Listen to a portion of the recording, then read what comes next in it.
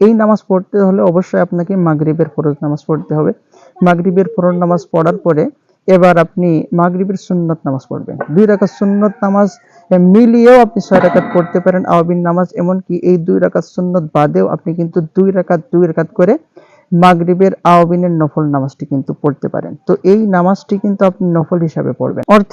অর্থাৎ আওয়াবিন নামাজ পড়তে হলে আপনাকে স্বাভাবিকভাবে অন্যান্য ওয়াক্তের যে নফল নামাজগুলো পড়েন সেইভাবেও কিন্তু আপনি পড়তে পারেন। এমনকি আপনি নিয়ত করবেন, হে আল্লাহ, আমি 2 রাকাত আওয়াবিনের নফল নামাজ কিবলামুখী হয়ে আদায় করার জন্য দাঁড়াচ্ছি, আল্লাহু আকবার। হে আল্লাহ, আমি 2 রাকাত আওয়াবিনের নফল নামাজ কিবলামুখী হয়ে আদায় করার জন্য দাঁড়াচ্ছি, আল্লাহু আকবার।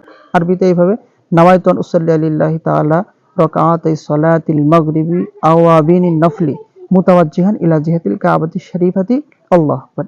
আরবিতে এইভাবে নাওয়াইতু আন উসাল্লি লিল্লাহি তাআলা রাকাতাই সালাতিল মাগরিবি আওয়াবিনিন নফলি মুতাওয়াজ্জিহান ইলা জিহাতিল কাবাতি শরীফাতি, আল্লাহু আকবার। আরবিতে এইভাবে নাওয়াইতু আন উসাল্লি লিল্লাহি তাআলা রাকাতাই সালাতিল মাগরিবি আওয়াবিনিন নফলি মুতাওয়াজ্জিহান ইলা জিহাতিল কাবাতি শরীফাতি, আল্লাহু আকবার। এইভাবে আপনি 3 সালামে 6 রাকাত নামাজ কিন্তু শেষ করবেন।